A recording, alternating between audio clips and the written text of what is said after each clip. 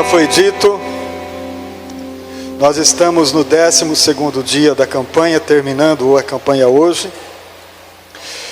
E hoje nós temos o tema: sem perdão não há avivamento. Nós temos aprendido durante todos esses dias, eu acredito como nunca foi ensinado antes, pelo menos aqui em nosso meio. A gente sempre pregou sobre o perdão, a gente sempre ensinou sobre isto, mas desta maneira, como foi esses 12 dias, eu acredito que foi muito profundo, e que Deus falou grandemente conosco, e eu acredito que deu para aprender alguma coisa a respeito do perdão, para viver este ano diferente, ou o restante dos dias que nós vamos ter de vida, que a gente possa praticar esta verdade em nossas vidas. Nós entendemos que nós fomos perdoados por Deus de uma dívida impagável.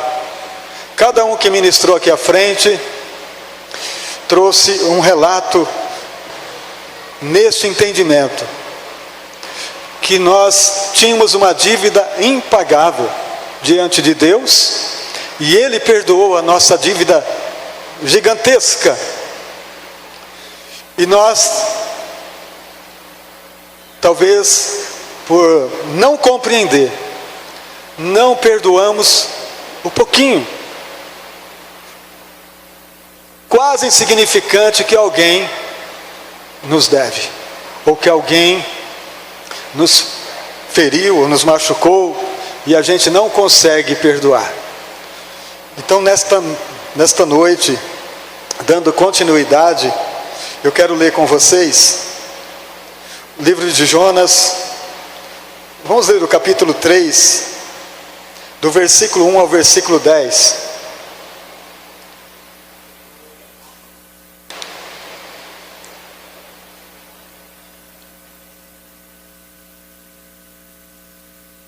A palavra diz assim: e veio a palavra do Senhor segunda vez a Jonas, dizendo: levanta-te e vai à grande cidade de Nínive e prega contra ela a mensagem que eu te digo.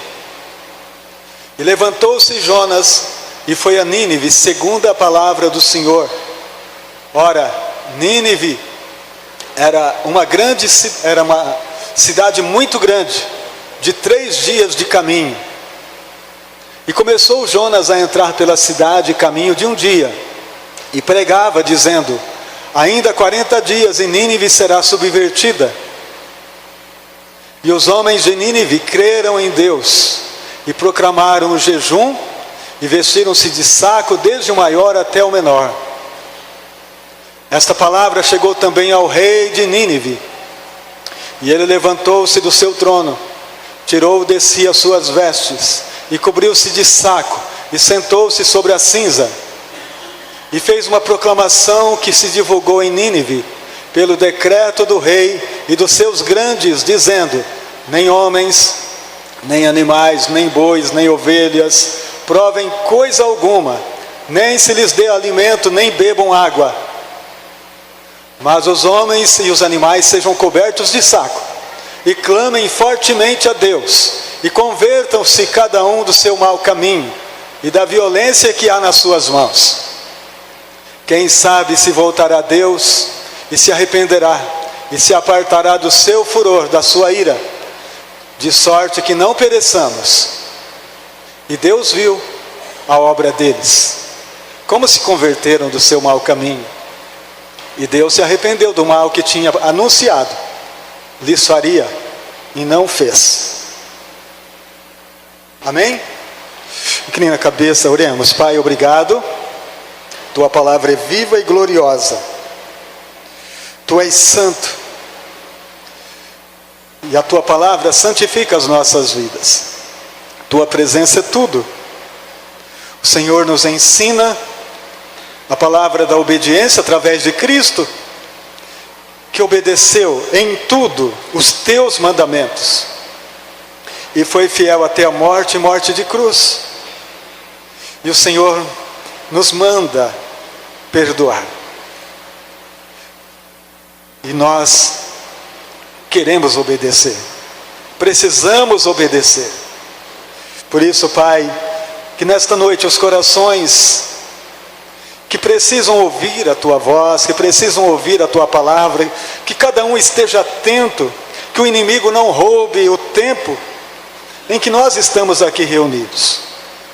Que o inimigo não distraia ninguém que está nesse ambiente. Em nome de Jesus, ele não tem poder para nos distrair agora, porque nós estamos na Tua presença, na Tua casa, e que o Teu Espírito guia e fortalece os corações, e a nossa visão e a nossa mente, para que veja o Senhor, para que sinta a Tua glória, e nenhum pensamento lá de fora vem aqui agora. Todo está repreendido, pelo nome de Jesus. Amém? Glória a Deus. Então esse tema, sem perdão, não há avivamento. Eu quero ler só a introdução aqui, da revista, que diz: perdoar significa renunciar.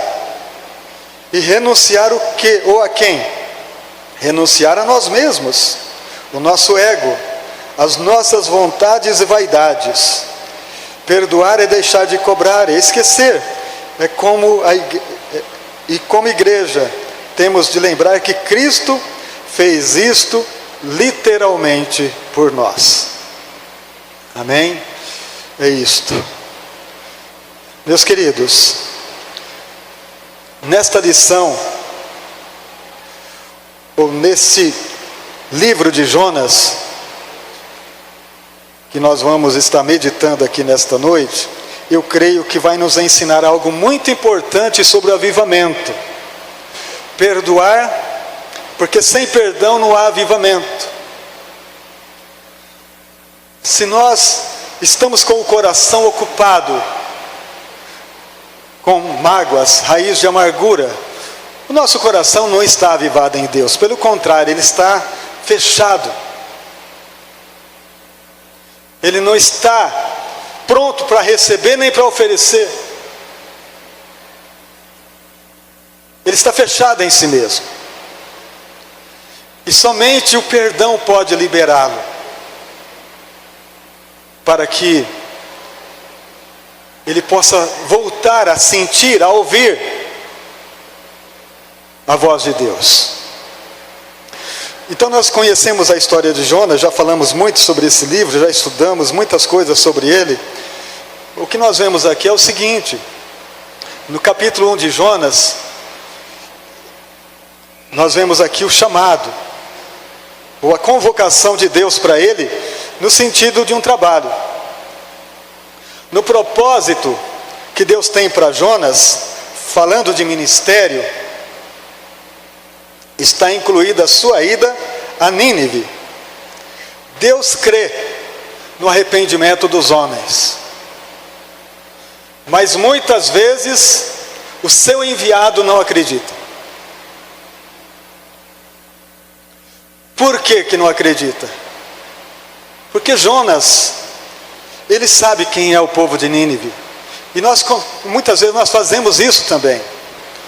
Por saber quem são as pessoas que nós vamos evangelizar, que nós vamos falar de Deus para eles, a gente já faz um julgamento antecipado. Esses aí são muito difíceis. Esses não vai se converter. Então esse julgamento é o problema, porque nós muitas vezes conhecemos as pessoas nas quais nós evangelizamos e sabemos, e Jonas sabia quem era o povo de Nínive. Era um povo mau, sanguinário, violento, horrível. Então aqui nós vemos que Jonas, quando fica sabendo por parte do Senhor, por parte de Deus, onde é que ele precisa ir, ele toma uma decisão de não ir. Ele diz: eu vou continuar evangelizando, mas em outro lugar. Eu vou fazer o mesmo trabalho, mas em outra terra. É tudo igual. Evangelizar tanto faz aqui como ali. E não é. Evangelizar, Deus tem um chamado para cada um em uma terra. Cada um de nós recebemos um chamado. Aqueles que receberam chamado para evangelizar a cidade, os vizinhos, o local onde mora, mas tem outros que receberam chamado para ir lá, distante, em terra distante. E seria esse o pensamento de Jonas? Eu posso evangelizar em Tarsis, em outras terras. Eu não preciso ir para Nínive. Nínive são os nossos inimigos. Nós não vamos. Só que Deus tem um jeito especial de convencer, sabe, amados? Tem ou não tem? Deus sabe como convencer o cidadão. O filho, eu já preguei aqui uma vez, filho não tem livre-arbítrio. Ou obedece, ou vai levar umas palmadas. Que filho há que o pai não repreende? Não é verdade? Que filho há que o pai não corrige? E o pai olha para o Jonas e diz: é filho, meu filho, preciso de você em Nínive. E Jonas então faz de conta que não escuta. Compra uma passagem para Tarsis e tudo bem. Embarca. Mas como eu disse, Deus tem um jeito especial para tratar. Só dá uma sopradinha no mar. E as águas ficam violentas. E ninguém sabe por quê. Porque o Jonas... Irmãos, acontece um fato muito intrigante. E que nós muitas vezes não prestamos atenção. Quando nós entramos em rebelião contra Deus, a primeira coisa que fazem em nós é endurecer o nosso coração. Nosso coração se endurece. Nós ficamos insensíveis, primeiro contra Deus, depois contra as pessoas. Aquele coração endurecido. Mas por quê? Porque nós estamos em rebelião. Nós não estamos obedecendo o que o Senhor disse. Então tem muita gente, amados, que está desta forma, um coração duro, insensível, porque já desobedece a Deus desde muito tempo, coração endurecido. Ele não sente amor pelas pessoas, e claro que por si mesmo também não, está totalmente endurecido. E Jonas estava assim. Quando ele entra na embarcação, no navio que vai para Tarsis, ele vai dormir. Ele vai lá para o porão dormir. E lá fora o vento começou, a tempestade começou, e ele agora está dormindo, mas o povo da embarcação, os tripulantes estão desesperados por causa da tempestade, e eles começam a tentar resolver o problema, aliviando o peso do navio. Começa a perda. Irmãos, todas as vezes que há um rebelde no meio da casa, no meio da igreja, no meio do povo, vem tempestade, vem lutas, vem dificuldades, as coisas não andam. Somos o corpo de Cristo, e se no nosso meio alguém decide se rebelar, você pode ter certeza que todos vão sentir a dor, a aflição, vai sentir a perda da alegria. Porque quando o rebelde está no meio, amados, há um clima onde a bondade, a presença de Deus não consegue se manifestar de maneira clara. Por isso a palavra diz que nós somos um corpo, e se um dedo está com problema, o corpo todo sente. E nós precisamos de cura.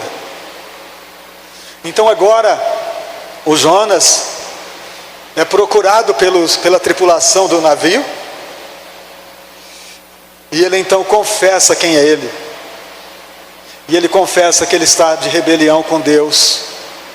Ele confessa, porque enquanto não confessa, não há cura. Tem muita gente, amados, que não confessa os seus pecados, que nunca pede perdão. E por isso, ele vive sem a bênção, sem a graça. Aliás, não vive, né? Ele está em rebelião com Deus. Então agora Jonas faz isso, ele confessa. Ele diz, eu sou de Deus, sou hebreu. Deus me enviou para uma missão e eu estou indo para outra. Isto é curador. Quando o homem, a mulher confessa, estou em rebelião, mas olha, é isso que aconteceu. Aí o pessoal ouve e diz, tudo bem, você é culpado então. Sou. E o que a gente tem que fazer para resolver esse problema? Me lança no mar, me joga na água. E foi isso que fizeram. E Deus já tinha preparado tudo. No caminho de Deus está tudo certo, amados. Não tem nada por fazer. Tudo já está feito. A gente prega muito isso. É nós que saímos do lugar. É nós que saímos do propósito. Porque se nós estamos no propósito de Deus, não tem como dar errado. Tudo funciona perfeitamente de acordo com Deus. Não é de acordo conosco não, porque para nós, aos nossos olhos, a gente não consegue compreender o propósito no momento que ele está acontecendo. Mas no final você diz, como foi que eu passei por aí? Porque o caminho do propósito você é levado por Deus. E no teu caminho você anda com as suas próprias pernas, cansa, fica oprimido, fica sobrecarregado quando você anda em seu próprio caminho. Mas quando você anda no caminho de Deus, ele é alto. Ele é muito mais alto que o teu caminho. E você então vive, em primeiro lugar, a presença de Deus diariamente. Você vive a presença do Pai diariamente. Então agora, amados, Deus preparou o quê? Um peixe. É assim que Deus faz. Coisas difíceis. Mas é assim que Deus trabalha. O rebelde passa por momentos difíceis. Ele foi perdoado no navio? Creio que sim. Imediatamente ele pediu perdão. Ele disse, eu estou errado, estou no caminho errado. Mas agora há uma consequência do erro dele. Mas de qualquer forma agora ele está nas mãos de Deus. Ele está nos braços do Senhor. Seja onde for, agora ele está nos braços do Senhor. E Deus preparou o peixe, um grande peixe, seja uma baleia, seja lá o que for, um grande peixe. E Jonas é engolido por ela. E começa a grande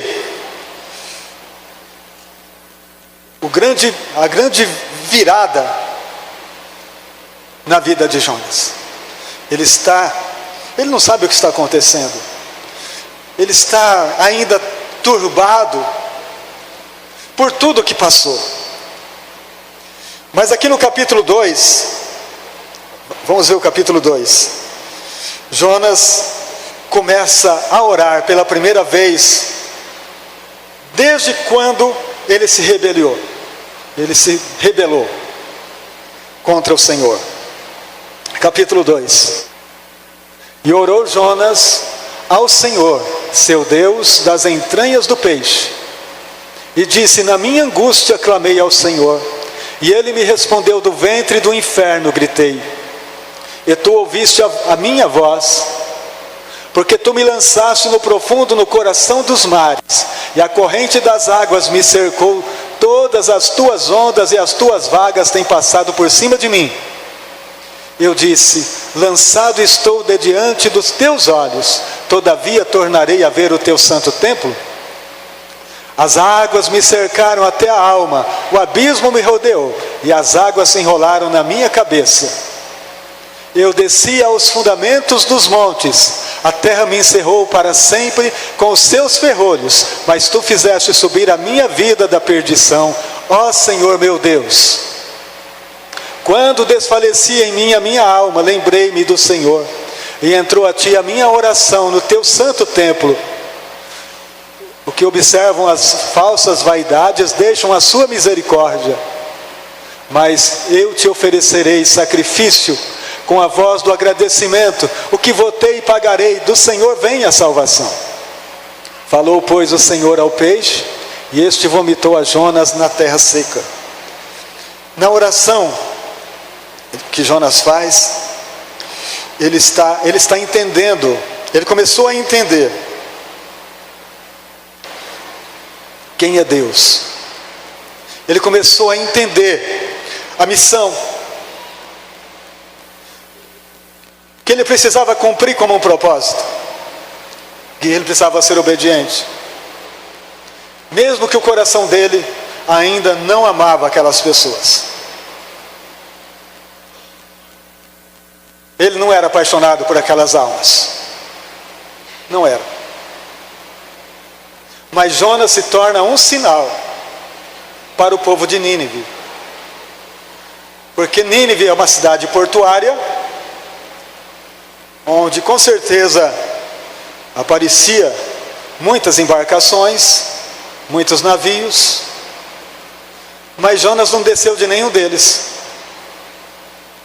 Ele não desembarcou de nenhum deles. Jonas foi vomitado pelo peixe na praia. Com certeza alguém viu. O que é aquilo? O que aquele peixe está fazendo? De repente sai um cidadão correndo lá de dentro. Como é que pode isso? Mas Jonas já tinha uma mensagem, uma pregação. No capítulo 3, e veio a palavra do Senhor segunda vez a Jonas, dizendo: levanta-te e vai à grande cidade de Nínive e prega contra ela a mensagem que eu te digo. Segunda vez. A primeira vez era essa mesma mensagem. A primeira vez no capítulo 1, vai à cidade de Nínive.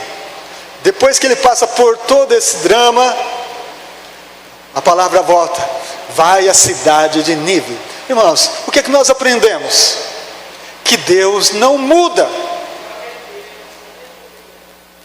que Ele é o mesmo ontem, hoje, eternamente Ele é Deus. O que Ele tem para você é para você, meu amado. Pode parecer difícil a situação, parece que não vai acontecer, mas Deus está no controle. Você crê?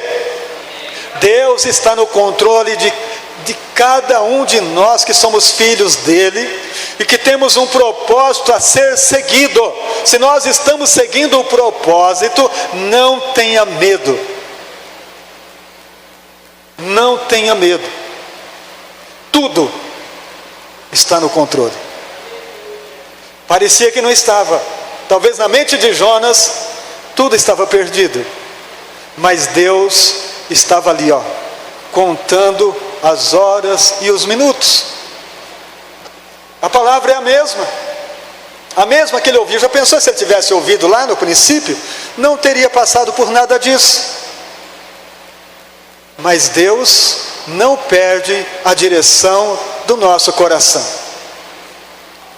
e Ele sabe como está o nosso coração nesse exato momento. Se nós realmente o amamos, se nós estamos perdoando aqueles que nos ofendeu, como está a pureza da nossa vida na presença dEle? Ele tudo conhece, Ele sabe tudo. Versículo 13: levantou-se Jonas e foi a Nínive, segundo a palavra do Senhor. Nínive é uma grande cidade, caminho de 3 dias, 3 dias para caminhar, 3 dias para pregar em toda a cidade. Então ele começa a caminhada aqui, no versículo 4, E começou Jonas a entrar pela cidade caminho de um dia, e pregava dizendo: ainda 40 dias, e Nínive será subvertida, Nínive vai ser afundada como Sodoma e Gomorra.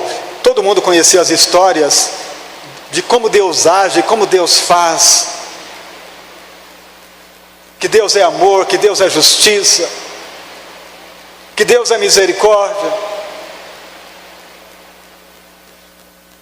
Caminho de um dia, e as pessoas começaram a ouvir a pregação: arrependei-vos, porque dentro de 40 dias Deus vai afundar essa cidade, Deus vai destruir essa cidade.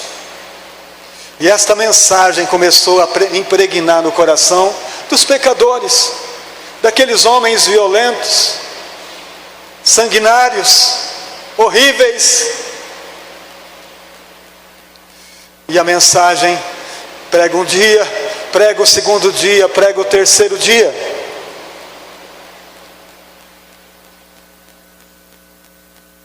O versículo 5 diz: e os homens de Nínive creram em Deus. Que coisa linda! E proclamaram um jejum, e vestiram-se de saco, desde o maior até o menor. E esta palavra chegou também ao rei de Nínive, e ele levantou-se do seu trono, e tirou de si as suas vestes, e cobriu-se de saco, e sentou sobre a cinza. Presta atenção nesse versículos 5 e 6. Os homens de Nínive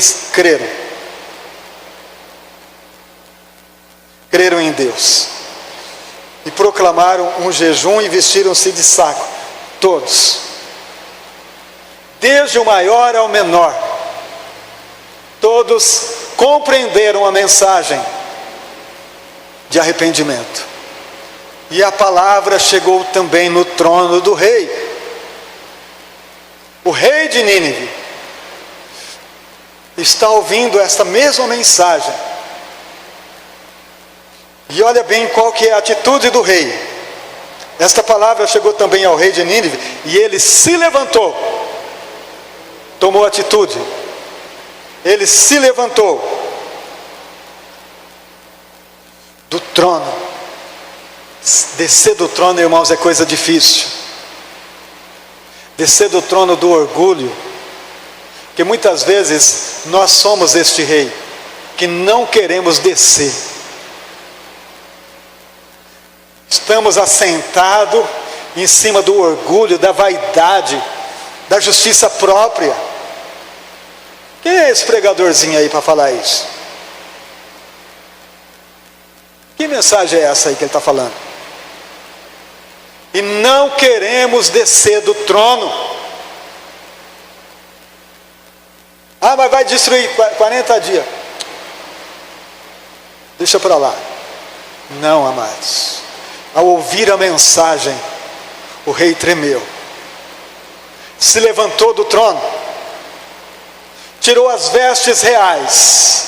Ele disse: tem um rei acima de mim, tem um rei maior do que eu. E se ele está falando, ele sabe fazer isso mesmo. Se ele está falando que vai fazer isso, ele faz mesmo. Eu conheço as histórias da região, quantas coisas ele já fez.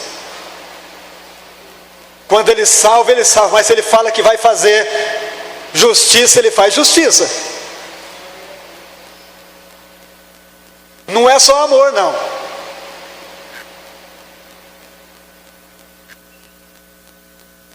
Tem muita gente enganada com Deus.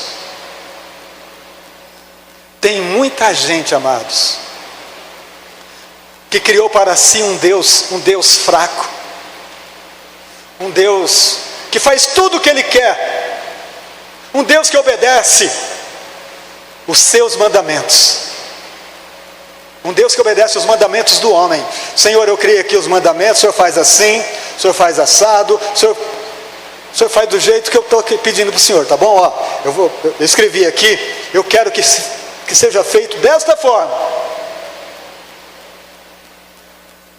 Homens que criam mandamentos para Deus obedecer.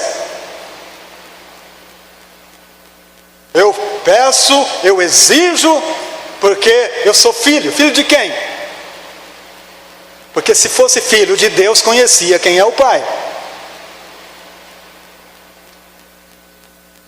Filho de Deus, humildemente clama. Filho de Deus, humildemente obedece. Senhor, estou aqui. Perdoa os meus pecados, meu Pai. Perdoa as minhas falhas, me ajuda. Eu sou fraco. Eu não mereço nada, Espírito Santo. Mas o Senhor, na tua bondade, tem trazido até mim a tua graça. Senhor, eu apresento a ti as minhas dúvidas, as minhas falhas diariamente. Me perdoa, Senhor. O rei de Nínive se levantou, tirou as vestes reais, vestiu-se de saco de cinza, como igual a todo mundo. No meio do povo não tinha diferença quem era o rei e quem eram os súditos, todos iguais. Versículo 7. Então o rei, em primeiro lugar, ele se levantou, saiu do trono, tirou as vestes reais, cobriu-se de saco e assentou sobre a cinza, provando a humildade, provando o arrependimento. E no versículo 7, então em primeiro lugar, ele olhou para si mesmo, ele se consertou com Deus, ele desceu. Agora, no segundo lugar, ele já vai para fora. Ele diz, ele proclama uma proclamação, ele fez uma proclamação que se divulgou em Nínive, um decreto. Ele fez um decreto do rei e dos seus grandes. Não era só o rei, os seus ministros, todos aqueles que o cercavam ali no palácio. Ele fez um decreto para que todos obedecessem esse decreto, dizendo: nem homens, nem animais, nem bois, nem ovelhas provem coisa alguma, nem lhes dê alimento e bebam água, mas os homens e os animais sejam cobertos de saco, e clamem fortemente a Deus, e convertam-se do mau caminho e da violência que há nas suas mãos. Ele reconheceu que havia violência neles. Ele reconheceu que havia sangue na mão deles. E o decreto dele incluía tudo isso. Perdão, Senhor. Nós temos andado errado. Nós temos feito coisas indevidas na tua presença. Perdoa, Senhor. E ele diz ainda, no versículo 9: quem sabe, olha que humildade, irmãos. Quem sabe o Senhor fará. Você viu? Ele fez tudo isso, mas não estava exigindo nada. Uma nação inteira se converte, uma cidade toda se converte e não está exigindo nada. Quem sabe se voltará a Deus e se arrependerá e se apartará do furor da sua ira, de sorte que não pereçamos. E o versículo 10 é poderoso. E Deus viu. Irmãos, como Deus vê isso? Um coração quebrantado o Senhor não rejeita. Um coração quebrantado e contrito, o Senhor vem sobre ele. O Senhor não rejeita. Ele só está aguardando isso. Ele só espera isso do ser humano pecador. que haja um arrependimento de verdade. E Deus viu as obras deles, como se converteram do seu mau caminho. E Deus se arrependeu do mal que tinha anunciado que lhes faria, e não fez. Que profundo isso, irmãos. Que coisa linda, quando os corações reconhecem os seus pecados. Então, se nós reconhecemos que nós fomos perdoados por Deus, o que é que nós temos que carregar ainda em nós? Porque nós temos que levar algum peso ainda em nossos corações. Sabe, queridos,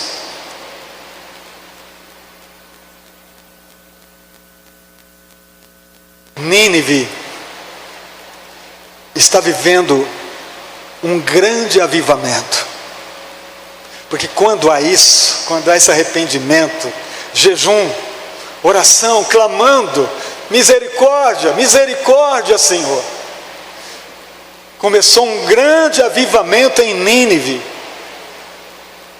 A presença de Deus está em cada lar, está em cada família de Nínive. Todos estão vivendo o que eles nunca viveram.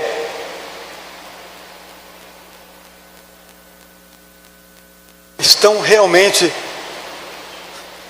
vivendo a presença do Senhor. Mas enquanto Nínive está acontecendo um grande avivamento, o pregador está do lado de fora. Aquele que foi usado para levar o avivamento para Nínive está vivendo a amargura. Capítulo 4. Ele está amargurado. Ele está angustiado. Vamos ver o capítulo 4.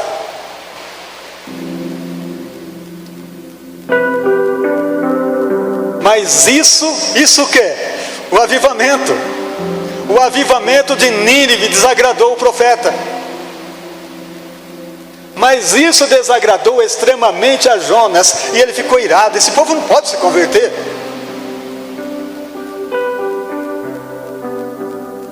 Que isso? Enquanto o avivamento está acontecendo por uma mensagem que ele pregou, ele está fora do avivamento. Isso pode acontecer. Deus nos usa, irmãos, muitas vezes para salvar, para libertar. Uma palavra, um gesto, uma atitude pode fazer muitas coisas na vida de uma pessoa.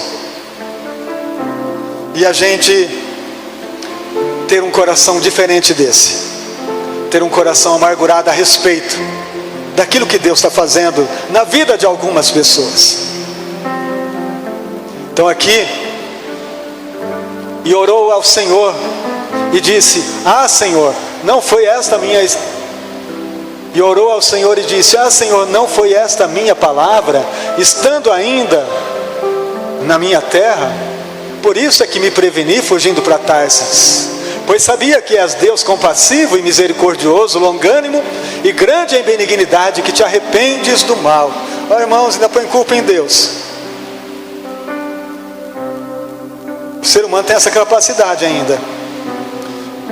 Não foi isso que eu avisei? Eu falei. Agora o senhor entende porque eu não queria ir. Porque eu sabia que o Senhor ia perdoar. Sabia que o Senhor é um Deus compassivo, amoroso, cheio de misericórdia. Eu avisei o Senhor. Foi por isso que eu fui para Tarsis. O Senhor devia ter deixado eu ir. Eu ia mais feliz.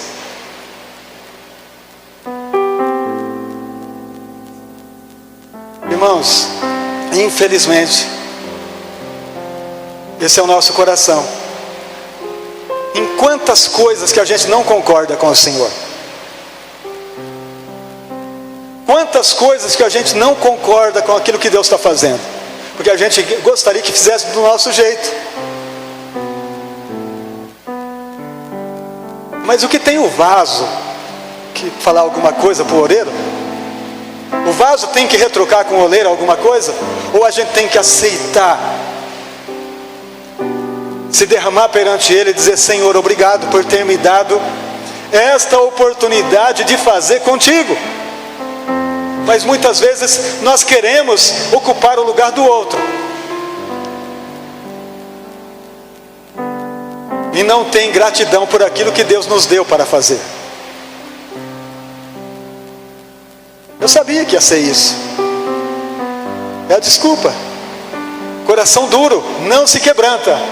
Versículo 3: peço-te, pois, ó Senhor, tira a minha vida cheio de mimimi. Meu Deus, quem que aguenta, irmãos, lidar com a gente? Eu não sei, Deus tem paciência demais. Ele é paciente demais, presbítero Jair. Quem é que suporta lidar com o ser humano? Só Ele mesmo. Dá desculpa para isso, dá desculpa para aquilo, e no fim, tira a minha vida, Senhor. Eu não suporto passar por isso. Está acontecendo um avivamento com a pregação do cidadão, a cidade toda está arrependida e ele está reclamando com Deus.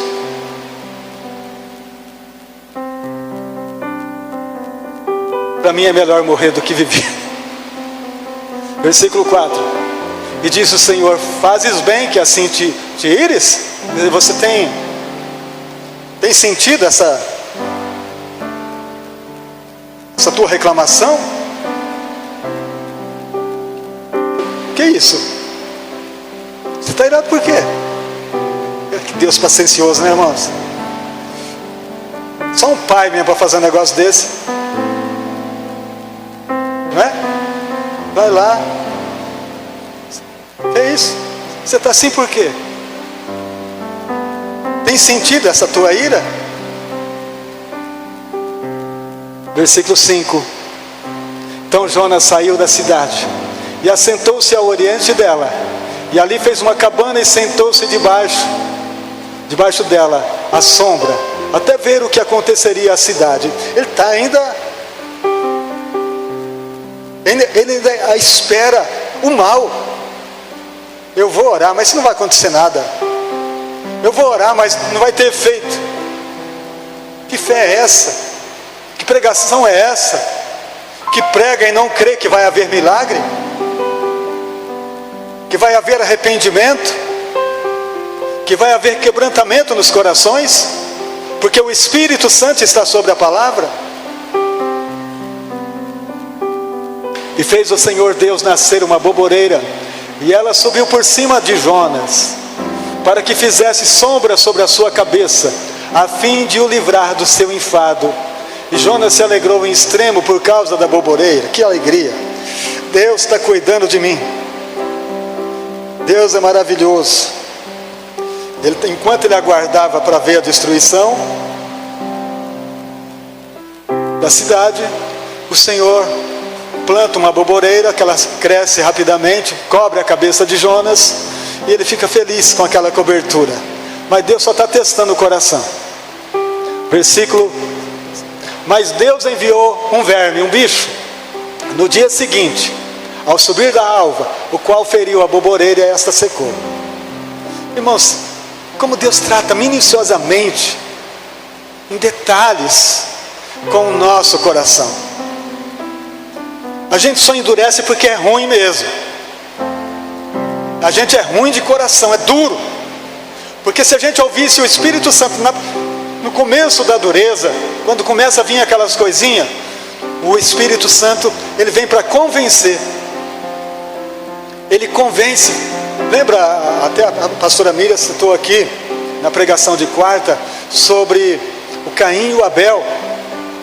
Deus veio falar com Abel, com Caim: por que você está irado? É justo essa tua ira? A mesma coisa Deus está fazendo aqui com o Jonas. Não é justo isso que você está vivendo. Não é isso. Então, amados, a boboreira cresce, ele fica feliz. No outro dia, o verme pica, corta, e a boboreira seca. Aí começa a lamentação, vamos ver. E aconteceu que, aparecendo o sol, Deus mandou um vento calmoso oriental, e o sol feriu a cabeça de Jonas, e ele desmaiou, e desejou com toda a sua alma morrer, dizendo: melhor me é morrer do que viver. Lamentação. Irmãos, tem gente que vive disso, de lamentação. Nada dá certo, tudo que ele faz, mas também não agradece por nada, sabe? É aquela coisa horrível, que vive uma vida medíocre, tendo um Deus tão grande que ainda fala com ele, que não deixou ele, que basta tão somente uma atitude.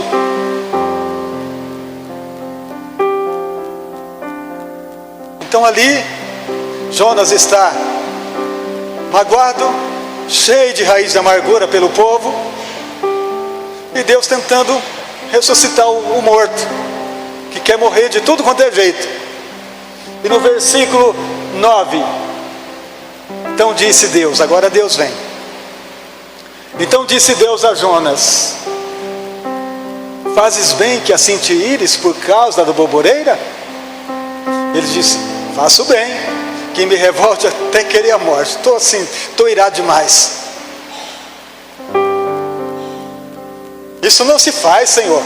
Como é que corta a boboreira da minha cabeça, tira a minha sombra? O Senhor está... Que isso?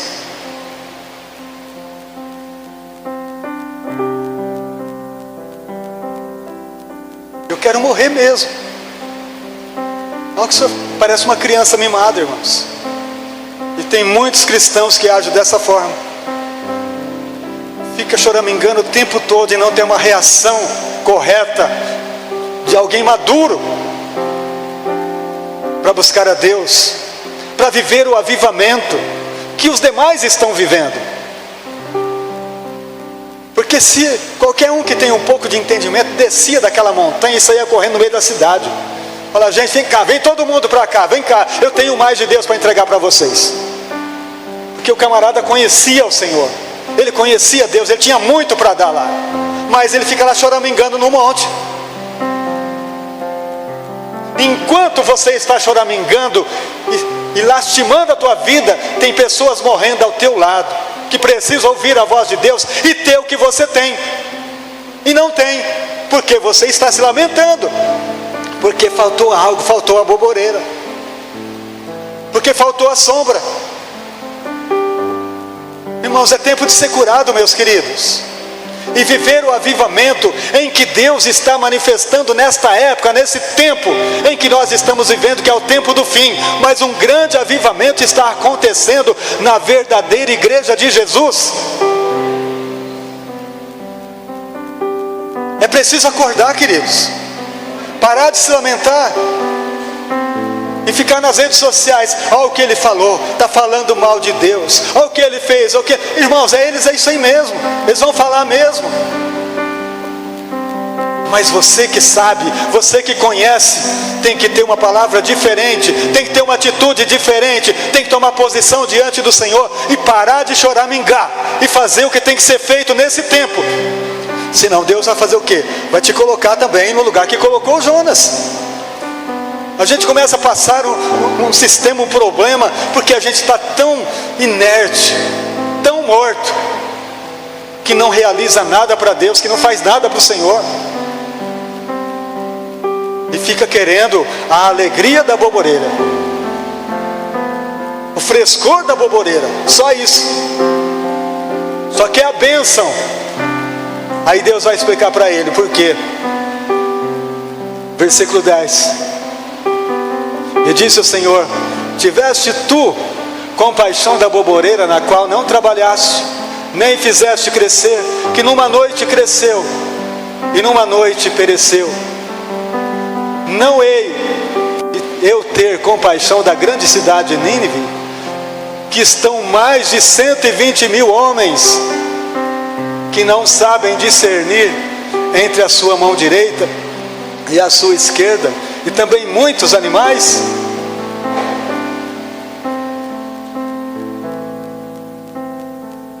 Entendeu, profeta? Entendeu quem é o Senhor? Avivamento é viver a vida com a presença dEle, ouvindo a sua voz e obedecendo. Obedecendo.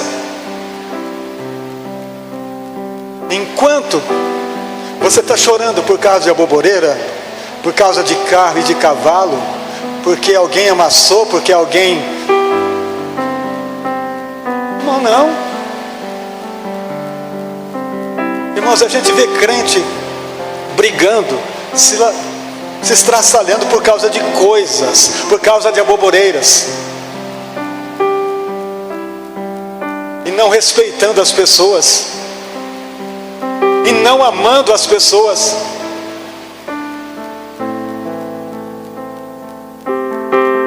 Então o Jonas tem muito a ver com a gente, queridos. Ele nos ensina muito. A gente se apega a coisas e despreza gente. Olha o que ele fez no meu carro, olha o que ele fez não sei o que.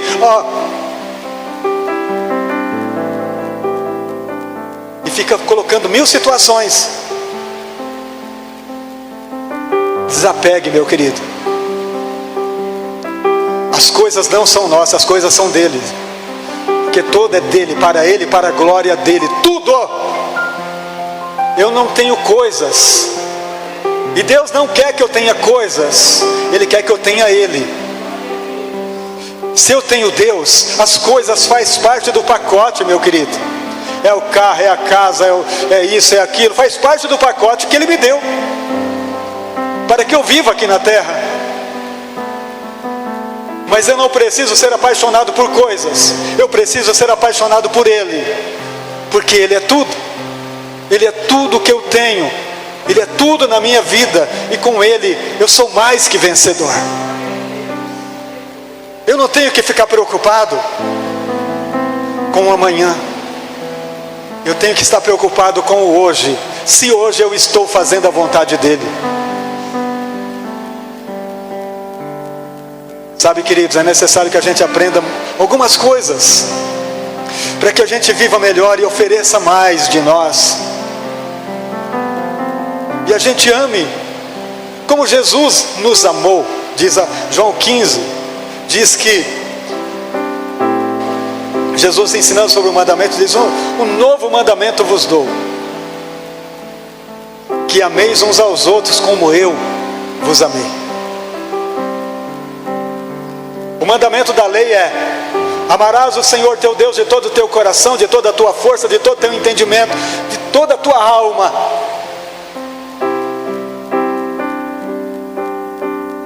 E o teu próximo como a ti mesmo. Mas o mandamento de Jesus é mais profundo. Ele diz ainda: ame como você foi amado. E aí? Ame como você foi amado. Se você quer fazer então calcula o tanto de amor que você recebeu e dê. E ame da mesma forma, que você não vai ficar mais preocupado com coisinhas que te fizeram, que falaram, que não é isso, é aquilo. Irmãos, esquece isso, meu querido. Viva a graça, o perdão, o amor, a fé, a misericórdia diariamente. E não tenha preocupação alguma. Se a tua vida está em Cristo, quem poderá fazer alguma coisa? Se Deus é por nós, quem será contra nós? Esta é a maturidade que nós precisamos viver. E amar de verdade, como Ele nos amou e se entregou por nós naquela cruz. Aleluias. Não são performance ou dissertações, muito menos encenações que atraem a presença do fogo do avivamento, mas um coração compungido, quebrantado. Coração este que não tem mais desejo por vingança, nem tampouco lembrança do passado. Um coração que deseja e anela uma única coisa, exclusivamente a presença do Pai. Louvado seja o nome do Senhor. Então, amados, se nós entendemos esta lição, nós vamos entrar aqui na conclusão. Eu quero ler com vocês para a gente encerrar. Lucas 6, 27 ao 38, que faz parte da revista, e eu quero encerrar com essa leitura. Lucas 6, 27 ao 38. Mas a vós, que isto ouvis, digo: amai vossos inimigos, fazei bem aos que vos odeiam, bendizei o que vos maldizem, e orai pelos que vos caluniam. E ao que te ferir numa face, oferece-lhe também a outra. E o que te houver tirado a capa, nem a túnica recuses.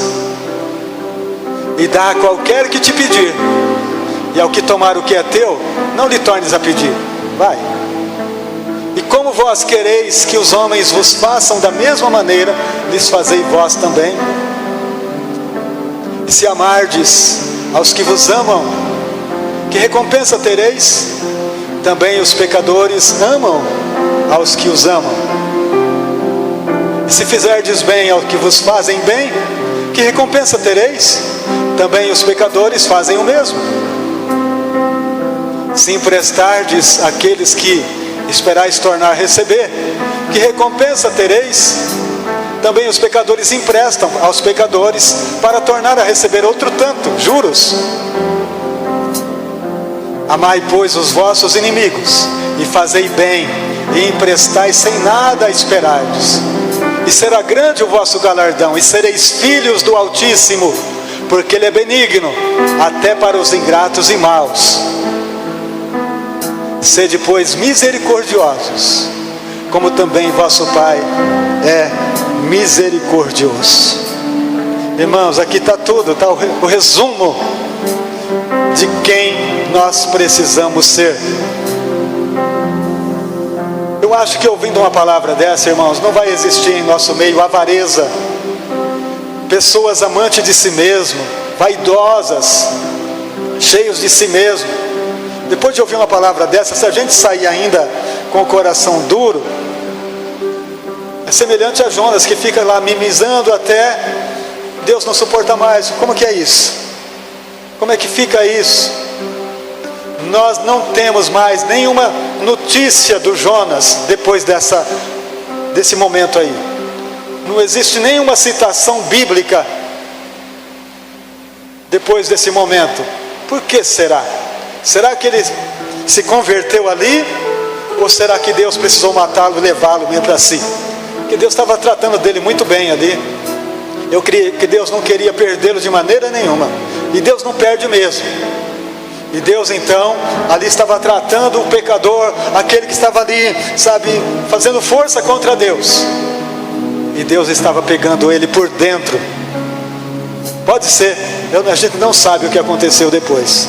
Mas seja o que for, uma coisa eu tenho certeza: ele estava na mão de Deus. Amém? E é isso que nós precisamos acreditar. Da mão de Deus ninguém escapa.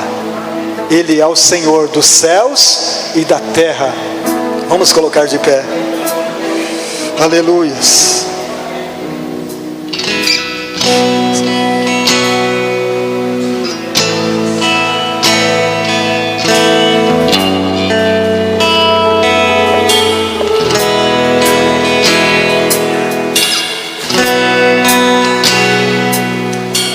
Senhor, em nome de Jesus nós clamamos. Derrama sobre nós Tua glória, Pai, Tua presença.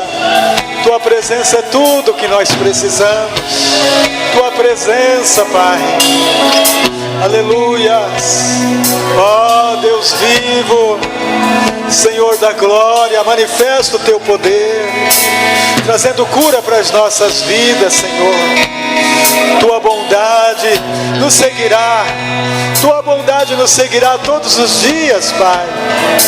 Todos os dias da nossa vida.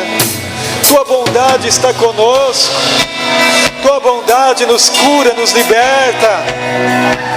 Senhor, que nós possamos fazer como o rei de Nínive, descer do trono, tirar as vestes reais, se assentar na cinza se arrepender de verdade, Pai, de todos os nossos pecados, de todas as nossas faltas diante de Ti. Quantas vezes nós deixamos de fazer o bem, mesmo sabendo fazer. Aleluia, Senhor, ajuda o Teu povo a viver as Tuas promessas, a andar no propósito contigo, pois este é o lugar do avivamento, onde nosso coração encontra paz, encontra segurança, onde o nosso coração encontra vida.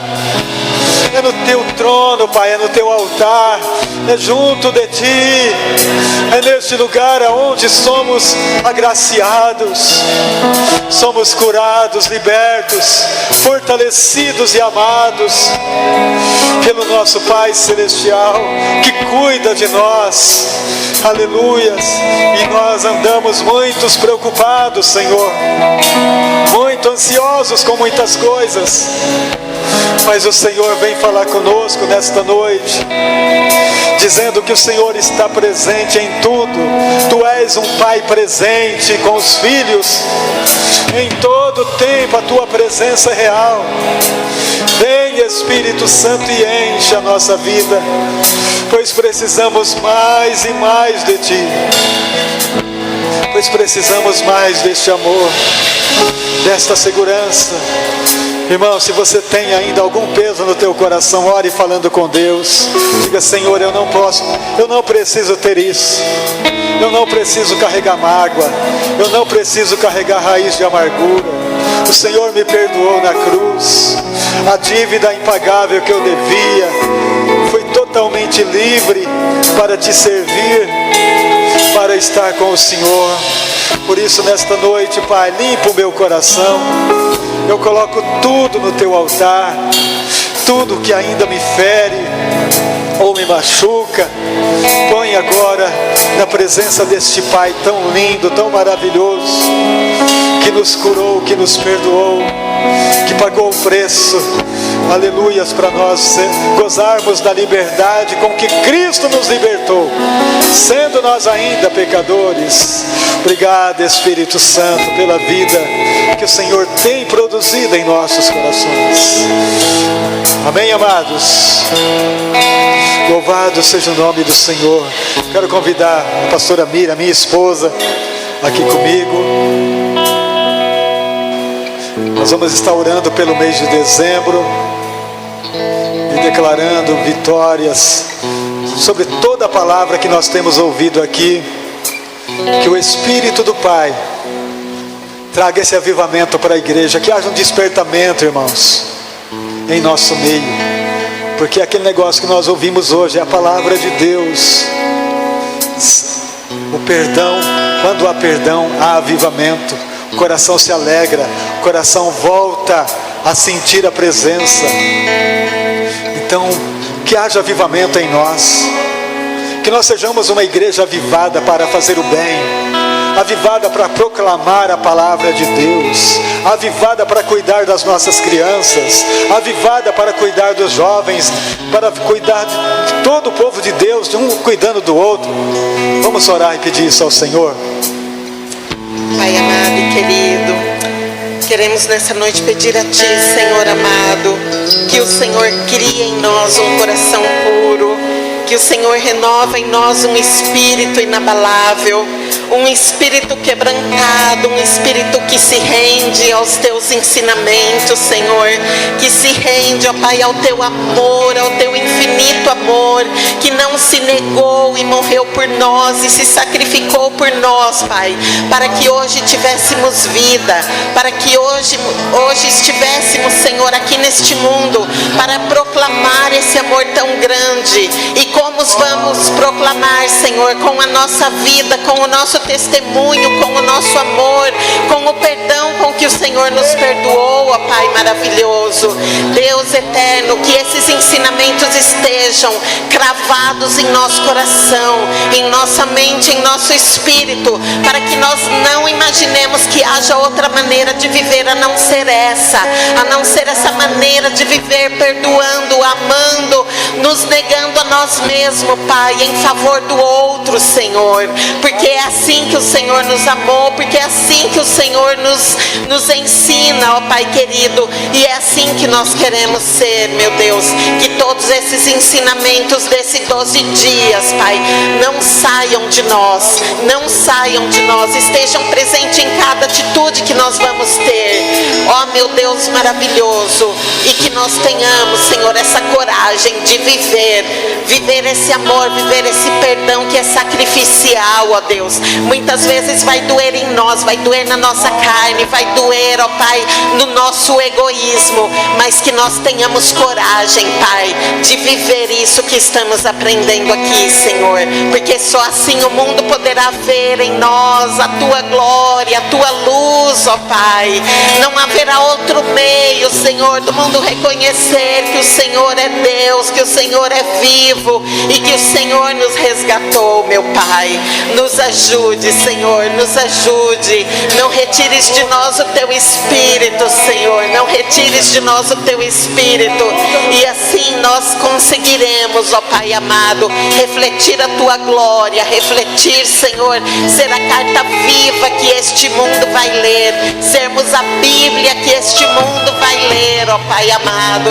Que nós sejamos verdadeiros e corajosos diante de Ti, ó Pai, em nome de Jesus, em nome de Deus poderoso, santo, Senhor, nós precisamos deste amor, nós precisamos ser avivados em Ti. Tua presença, Pai, Tua presença nós queremos buscar, nós queremos viver. Senhor, nós oramos agora pelos pedidos de oração que estão aqui no altar. Nós oramos pela nossa irmã Ana Cristina. Oh Deus, toca na Tua filha. Nós oramos por todos que estão doentes, que estão aflitos. Nós oramos pelos lares, pelas famílias, que haja cura no seio familiar, Espírito Santo, que haja cura na alma. Ó Espírito de Deus, como corpo de Cristo, nós estamos aqui em unidade, em união, te agradecendo, Pai, por esta campanha, te agradecendo por tudo que nós recebemos durante esses dias. Que Teu Espírito continua operando, levantando o Teu povo para Te buscar com vontade, com desejo, com avivamento na alma, com fogo na alma, fogo no coração, buscando ao Senhor a tempo e a fora de tempo. Senhor, usa esta igreja para avivar esta cidade, para avivar esta nação. Use a igreja do Senhor, levante o Teu povo com ousadia. Nós Te pedimos e Te agradecemos, em nome de Jesus. Vamos aplaudir o Senhor, queridos. Aleluia, louvado seja Deus, louvado seja o Senhor. Irmãos, avivamento é sede, é fome de Deus. Que a gente venha ter isso, porque nós não vamos ter mais raiz de amargura, não vamos ter mais falta de perdão, porque depois de tudo isso que a gente ouviu, se carregar isso ainda, nós precisamos ter um encontro com o Senhor mesmo, não é verdade? Mas nós não vamos ter, então vamos ter avivamento em nossa alma. Não vamos ficar colocando assim obstáculo para servir a Deus, para vir na igreja. Sabe, queridos, durante essa campanha, graças a Deus, todos os dias foi uma igreja bem participante. Vamos continuar participando o ano inteiro, irmãos. Vamos estar na igreja, nos cultos, família, corpo. Quarta-feira, sexta-feira de estudo, quando começar, vamos estar juntos. Não vamos colocar os obstáculos para não vir, para não servir. Vamos estar juntos. Deus abençoe vocês.